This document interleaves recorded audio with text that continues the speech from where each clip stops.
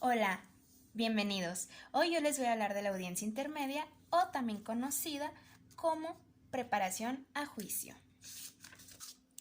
Bueno, como les mencionaba, que esta etapa tenía como objetivo fin el ofrecimiento y la admisión de los medios de prueba. Como medios de prueba tenemos las evidencias, la inspección, los testigos, la confesión, documentos, las pruebas en sí, como aquí que está una lupa enfocando una huella, documentos, y ante todo, todos estos medios de prueba tienen que tener una certeza judicial.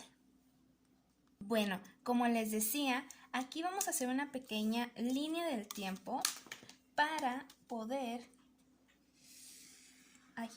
ahí va mi línea del tiempo, para poder identificar más o menos cómo es esta etapa o de dónde se deriva más bien, por su naturaleza y todo. Entonces, aquí sabemos que vamos a iniciar con la audiencia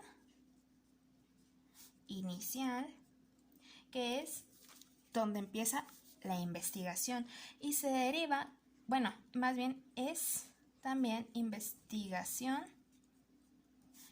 complementaria.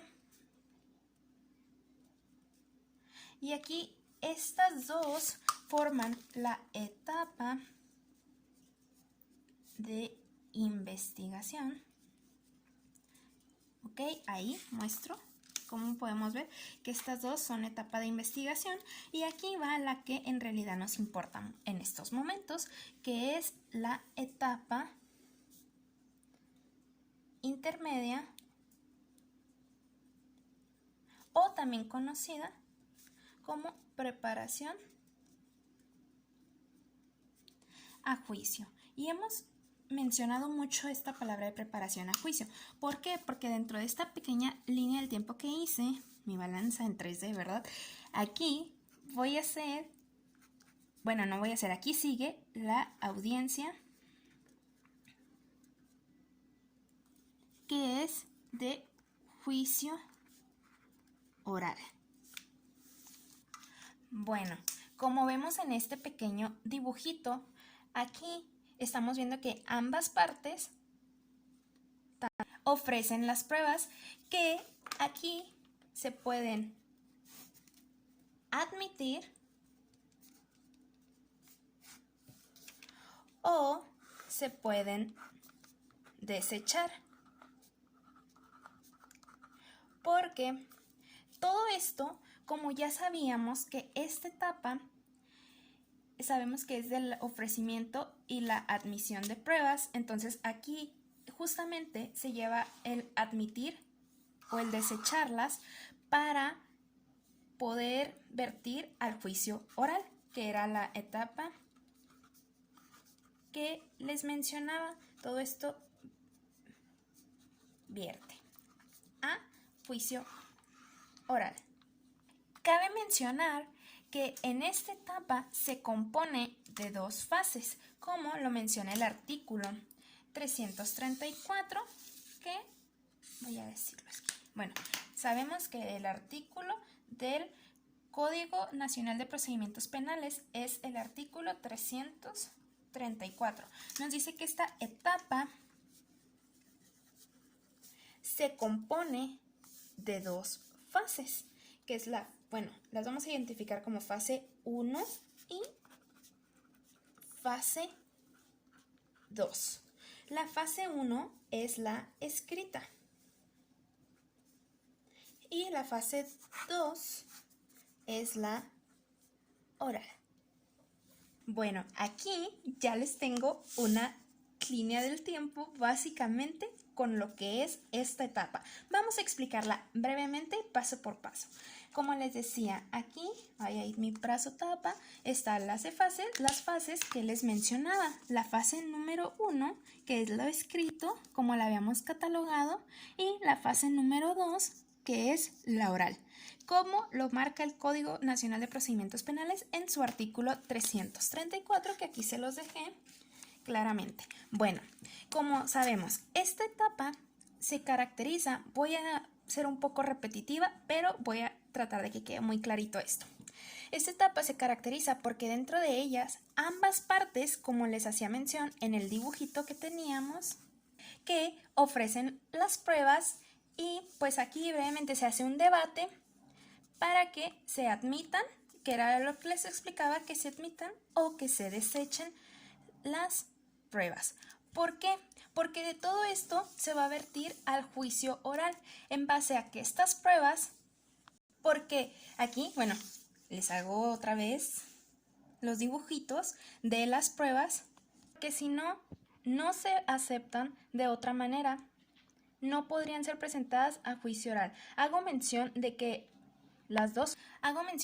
en estas dos fases, en la escrita y en la oral, para la fase escrita necesitamos basarnos en todo lo que hay dentro de la acusación.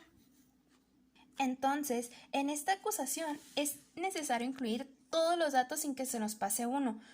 Bueno, antes de seguir, voy a leer lo que hice aquí, presentación de la acusación y entre paréntesis, escrito que formula el MP. Y volvemos a hacer mención del artículo 334.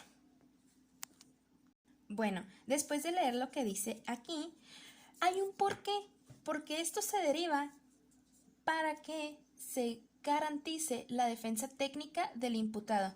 Entonces, dentro de estos datos se encuentra la individualización, quién va a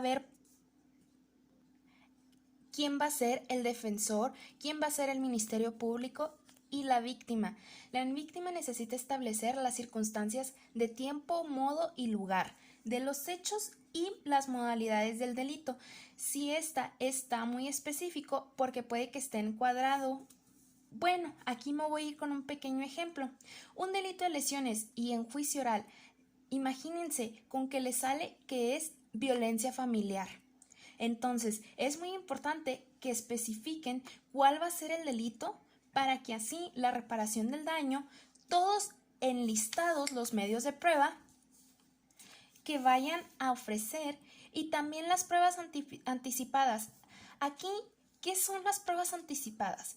Pues básicamente son y significa que le estás advirtiendo al juez que las vas a presentar. ¿Por qué? Porque al momento que se va a llevar a cabo el juicio oral, que es la etapa que seguía, como les hacía mención ahorita, aquí está, que era la que seguía, ese testigo es para poder explicar que ese testigo no va a poder estar, entonces le van a traer la información desde estos momentos para que ya en el juicio oral, aquí le van a extraer la información para que ya cuando esté aquí en juicio oral, como les decía, aquí ya nomás lo reproduzcan. Por ejemplo, podría ser un testigo que solamente esté de paso aquí en la ciudad o X o Y. Bueno, digamos que solo está de paso y que necesita irse. Se tiene que otro ejemplo también podría ser, no mencionado, pero ha pasado cuando la persona ya se encuentra en estado terminal. Igual, esto se hace antes y en el momento de la audiencia pues se presenta. Se tiene que estipular la pena, si es prisión, la penalidad o medida de seguridad, la solicitud de decomiso, el decomiso de los bienes. Ejemplo, si un delito de carácter patrimonial, no sé, un abuso de confianza, solicitamos el aseguramiento del bien mueble o inmueble en su caso, dependiendo del delito, y la acusación nada más se puede formular por los hechos, se le atribuye únicamente a la persona señalada en el auto de vinculación al proceso, porque esta es una secuencia de las partes. En este caso, como estamos hablando de la acusación, el Ministerio Público los va a tener que solicitar. Ellos mismos van a tener que decirles el día que van a tener que ir. Ese ya no es trabajo del tribunal. Después se tiene que notificar la acusación. Como vemos aquí, la notificación al imputado y a la víctima, que es el artículo 336 del Código Nacional de Procedimientos Penales. Después está el descubrimiento probatorio, que esta es de la etapa oral. El descubrimiento probatorio, que lo tenemos aquí, es la obligación de las partes a darles a conocer el proceso entre ellas, que es el artículo 337 de también mencionado el código. Va a iniciar la audiencia intermedia. Este descubrimiento sirve para que el ejercicio del principio de Inmediación y contradicción. Las partes dan a conocer todo el material que van a vertir.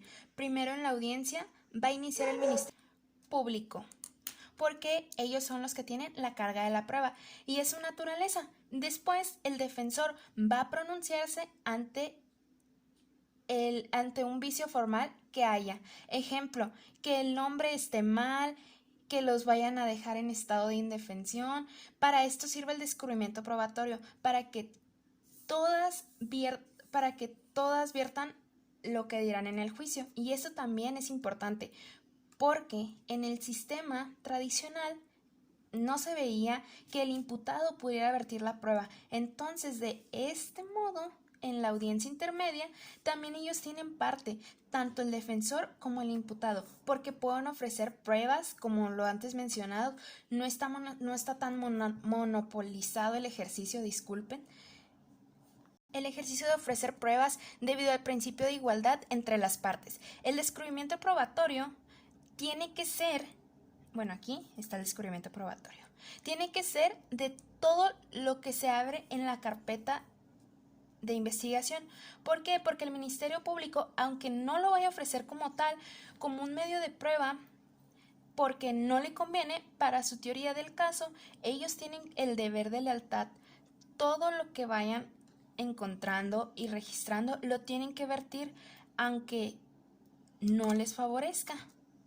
Porque antes mencionado, por el principio del deber de lealtad, tienen que entregarle copia del registro. Entonces se pronuncia que, como aquí vamos viendo, que tenemos los requisitos de la acusación, las opciones del MP en el artículo 335. Entonces, como habíamos dicho, que primero se pronuncia el Ministerio Público y a los 3 días de esta acusación, antes de entrar a la audiencia del descubrimiento probatorio, tiene que intervenir primero el asesor coadyuvante. Como lo vemos aquí, coadyuvancia en la acusación dentro de los 3 días siguientes de la notificación. Aquí está la notificación. Dentro de los 3 días siguientes sigue el asesor coadyuvante, que es el artículo 338. Porque como su nombre lo dice, trabaja en conjunto. Son un equipo él y el Ministerio Público. Entonces, tienen que tener esa comunicación entre los dos, son un apoyo. Si el asesor de la víctima lo rescata, por eso son los 3 días mencionados en el artículo 338. Después del Ministerio Público o el monto de reparación del daño, porque puede que el Ministerio Público fije y luego la víctima no esté de acuerdo. Entonces es ahí cuando se empiezan a poner de acuerdo, primero ellos dos dentro de esos 3 días, después el primero de ellos dos dentro de esos 3 días se pronuncia el defensor. Los 10 días siguientes, como hacen mención aquí en la actuación del imputado, 10 días siguientes que se expire el plazo de la coadyuvancia en el artículo 340, que es la actuación del imputado. Como les decía, los 10 días siguientes, estos 10 días siguientes que estaba mencionando ya, bastante repetitivo, es para que si se les haya vencido a la víctima en su tiempo, que eran estos 3 días, ya empieza a correr el de nosotros como defensores. Nosotros como defensores tenemos que señalar los vicios formales que haya en un dato que estén admitiendo, o que se estén omitiendo. Ya nos pronunciamos nosotros en nuestro escrito, que, como les hacía mención, la audiencia no puede exceder de un plazo de 30 ni exceder a 40 días naturales a partir de presentar la acusación. Cuando la presenta el Ministerio Público, la audiencia intermedia solamente puede diferir por el Ministerio Público. La audiencia no puede ser, más bien hago mención, se puede diferir por solicitud de la defensa, porque se tiene que garantizar el derecho de solicitud de la defensa, fundamentalmente la defensa adecuada. Entonces, hay ocasiones que no va de depender de la defensa, que puede solicitar al tribunal un estudio para determinar si nuestro representado es imputable. Se va a tardar mucho tiempo porque ya no depende de la defensa. Entonces aquí es cuando se difiere. Por eso solo se le da este derecho al imputado, porque la fiscalía sí tiene los medios, el ejercicio de la acción penal en su deber garantizar este proceso a la víctima, porque se abre la audiencia intermedia, es el debate donde ya se encuentran las partes, y aquí ahí está el descubrimiento como antes mencionado y aquí están los acuerdos probatorios que que se celebran más bien entre el Ministerio Público y el imputado en el artículo mencionado 345 y está en la exclusión de las medidas de prueba, en los medios de prueba, que es el artículo 346. Y ya como una pequeña fase adicional que yo la puse, ¿verdad? Para estar un poco más complementaria, está el auto de apertura a juicio oral, que es el artículo 347. Bueno, espero que les haya quedado un poquito claro qué es esto, esta etapa intermedia. Bueno, esto fue todo por mi parte. Espero que les haya quedado claro. Espero que no hayan surgido un poco más de dudas. Esto fue todo por mi parte. Yo soy Daniela Franco y espero les haya servido. Gracias.